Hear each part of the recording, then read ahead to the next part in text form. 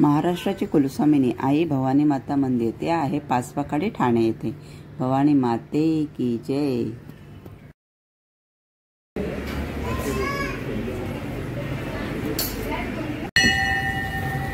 नमस्कार मंडळी, हे बघा आपण आलेलो आहोत भवानी मातेच्या देवळाच्या इथे। भव्य असं सभामंडप आपण पाहू शकता। आता आपण आतमध्ये जातोय।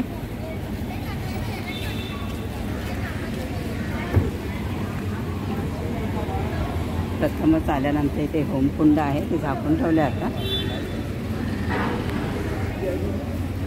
भव्य असं दीपस्तंभ आहे। आता आपण आतमध्ये जाऊया। हे तुळशी वृंदावन पण आहे, मस्त असं छान।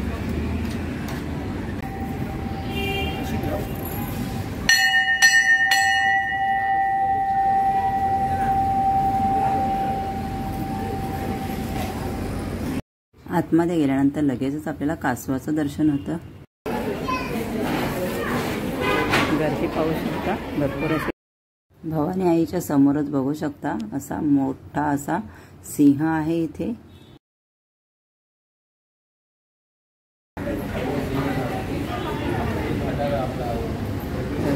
पूर्ण पाषाणाचं मंदिर आहे।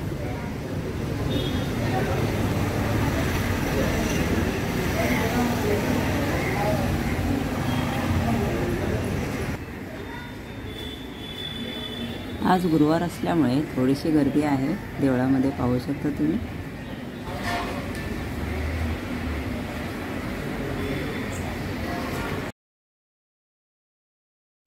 भवानी माते की जय। आई भवानी माते, तुझी कृपादृष्टी आमच्यावर अखंड असू दे। काही विघ्न असतील ते तुझ्या चरणाशी ठेव आणि आम्हाला व आमच्या कुटुंबाला, आपल्या यूट्यूब फॅमिलीला सगळ्यांना सुखात, समाधान आणि आनंदात राहू दे, हीच तुझ्या चरणी भावपूर्ण प्रार्थना आहे। भवानी माते की जय। सर्व मंगल मांगल्ये शिवे सर्वार्थ साधिके, शरण्ये त्र्यंबके गौरी नारायणी नमोस्तुते, नारायणी नमोस्तुते।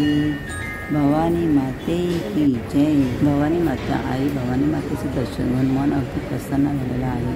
तर तुम्ही देखील दर्शन घ्या आणि शक्य असल्यास ठाणे येथे मंदिर आहे, तर तुम्ही देखील इथे मंदिरात दर्शनासाठी येऊ शकता। आणि जर नसलं जमलं तर आपला व्हिडिओ बघा।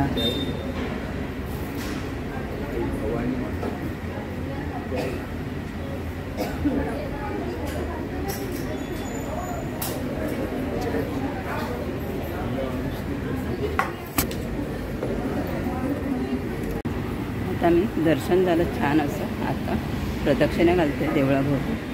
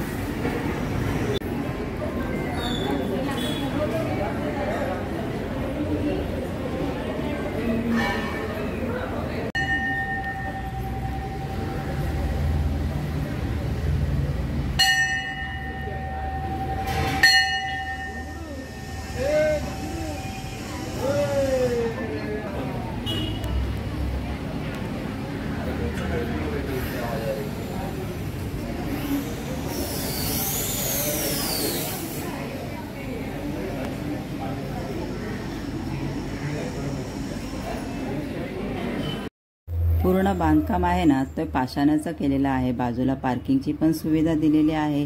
आणि हे बघा पाहू शकता असं पार्किंग आहे तिकडे बाजूला। आणि पूर्ण पाषाणाचं देऊळ आहे, दगडीच खांब आहेत, हे बघा पाहू शकता तुम्ही।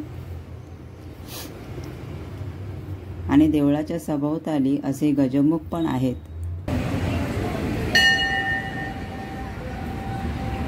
आणि मध्ये मध्ये नक्षीकाम केलेलं आहे, ते लाकडाचं आहे पूर्ण।